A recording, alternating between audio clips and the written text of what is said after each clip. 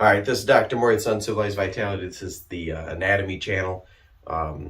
Anybody's taking an anatomy class or just interested in how their body works, today we're going to do some more skull stuff. Might not be able to see this as well. I'm trying to film this on my own today, and then Logan will do the magic production stuff later.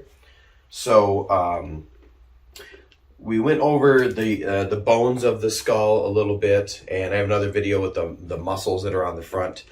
We have to go over and do a video with all the different openings in the floor of the skull. But we want to talk about kind of how the bones fit together on this one and some of the coverings. So there are several joints that hold the plates or the bones of the skull and face together. Mainly today we're talking about right now we're talking about the skull. And these are known as sutures. So this is a type of joint that doesn't use a joint capsule or ligament, so it's not a synovial joint. Take a minute and look up what type of joint classifications that sutures belong in. Is it diarthrodial, synarthrodial, amphiarthrodial? Look that up.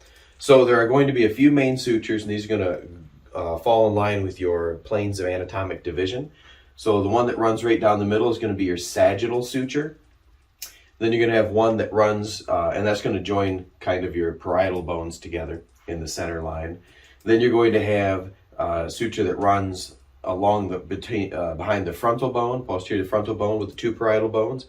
That one's called your coronal suture. I guess you could call it the frontal suture too, so you can remember about the frontal bone. Let me just set that jaw aside for a minute. It's getting to be a pain to hold. Okay, and then at the posterior aspect of the two parietal bones, where they articulate with the occipital bone, you're going to have the lambdoid suture or lambdoidal, like the Greek letter lambda, I believe, lambdoid suture.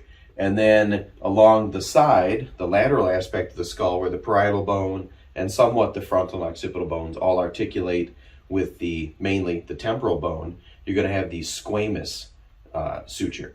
And then you have a right and a left squamous suture, sagittal suture, coronal suture, and the lambdoidal suture. Okay, so those are how the bones or plates of the skull, especially get those little hooks off there, the top of the skull, okay, or the bowl that sits over your brain. This is called the calvaria, right, the skull helmet. So where that sits, right, over the brain, those bones, those flat plates of bone are joined together with those sutures. Because of the unique position that humans are in with this large brain and large heavy-duty skull, and the human birth canal don't exactly match up. So the sutures won't join until usually solidify completely between 2 and 8 years of age. Then when you're born, they're loose and the sutures aren't formed yet, so that the skull can deform and sort of squish through the birth canal, although squish through is probably not the proper term. But anyway, you'll know that babies have so-called soft spots in their head. You're not supposed to put a lot of pressure on the baby skull because the plates haven't knitted together yet on top babies and toddlers. Good and bad. One, it's the plates aren't fused together to really protect that brain as well as maybe an adult. But on the other hand, toddlers fall a lot, and allowing great movement between those plates of bone can kind of protect the child from too many bumps and bruises. So sort of a side effect, side benefit. When the skull is deformed and passes through the birth canal, these bones will, you can check out a video, an MRI, the bones kind of deform and mush through, squish through. But you have the soft spots. Those are called fontanelles. And there's a few fontanelles that you're going to remember. Where the sagittal suture meets with the coronal suture between the two parietal bones, left to right, and the frontal bone, you're going to get the anterior fontanelle. Okay? That's kind of the big one. That's the largest one. That's the main one you use on imaging and like ultrasound, so that you can use that as a landmark to see where the baby's head's facing. Follow the sagittal suture back to where it articulates between the two parietal bones and the occipital bone. You'll have this lambdoidal space. That's going to be your posterior fontanelle. Okay, the posterior fontanelle. And then when you come on the lateral aspect of the skull and you've got the squamous suture, which will help articulate the parietal bone, occipital bone, frontal bone, somewhat sphenoid, but we're not talking about that right now. The sphenoid bone. The temporal bone along that squamous suture, you'll have an anterolateral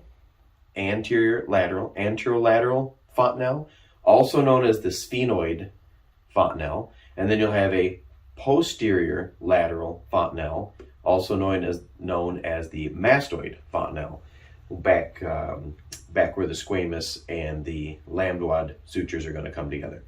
So you have an anterior and a posterior fontanelles, and then you have anterolateral and posterolateral fontanelles, and you can also refer to those the lateral ones as the sphenoid fontanelle and the mastoid fontanelle.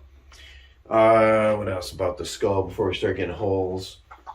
So Mr. Jawbone, the mandible, especially the condyloid process of the mandible, that little articulating part that sits in the temporal bone, right? Right there where the bone articulates so that the jaw can make 5 basic movements at that temporomandibular joint, right? Mandible, temporal bone, temporomandibular joint. So the jaw is basically going to hinge open. You can say, get that spring out of the way, and you say depression, and the jaw is going to close or come up, and you say elevation. So it can depress and elevate. Those are its hinge type movements.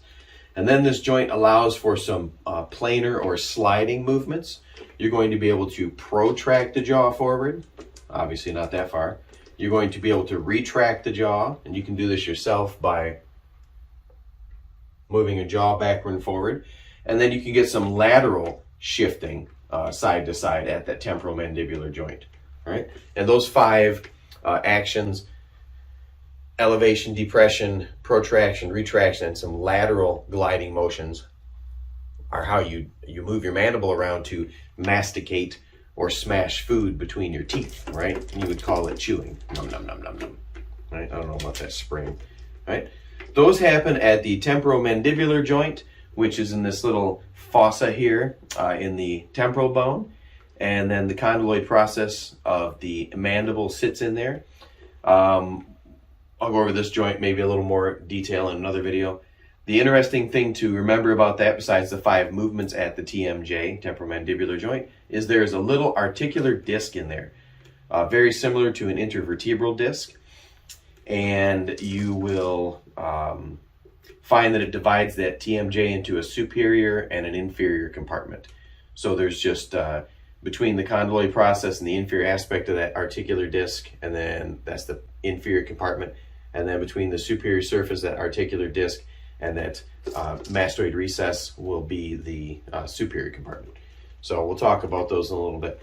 Another video is going to be interesting, especially in a cadaver lab. When we do a dissection, we're going to cut out this part of the mandible, and we will look at this area called the infratemporal, I can't even speak right now, infratemporal fossa, right? Because there's a little fossa here, an area, and there's lots of nerves and muscles and little bony things little bony landmarks you can only see once we remove that arm of the mandible. What else? So the skull is covered by your scalp, and I'm going to set the skull down and talk about the scalp on the board. All right. So you've got a couple cool things. First, you've got your skull, right? Your skull bone is a flat bone, and it's got, think of it like an Oreo cookie. It's got an outer table, an inner table, and then it's got spongy or trabeculated bone in between. Because these are kind of a flat sandwich cookie of a bone, this part is referred to as the diploid. Well, it's got those little cool accents over it. So this is known as a diploid bone. You've got an inner table, and in here is your brain. We'll get to that later. And these spaces in here, because the brain has a triple layer connective tissue covering called the meninges. There's 3 of the meninges, and we'll talk about those and how they're contiguous, especially the dura mater with the endoperiosteal layer of connective tissue on this bone. But let's talk about the exterior part for now. We'll talk about the scalp. Scalp is cool because Scalp is an acronym, so this would be easy to remember, hopefully easier to remember. So we've got my diploid bone and my outer table. The closest layer, excuse me, the next superficial or closest layer to the actual bone is going to be the periosteum. All right, so that's going to be the periosteum, the bony connective tissue covering of the actual skull. Then you're going to get a loose connective tissue, right? A layer of loose connective tissue that is superficial to that. This loose connective tissue is full of lots of potential spaces. It lets your scalp move around. I don't have much hair, so you can't see my scalp move, right?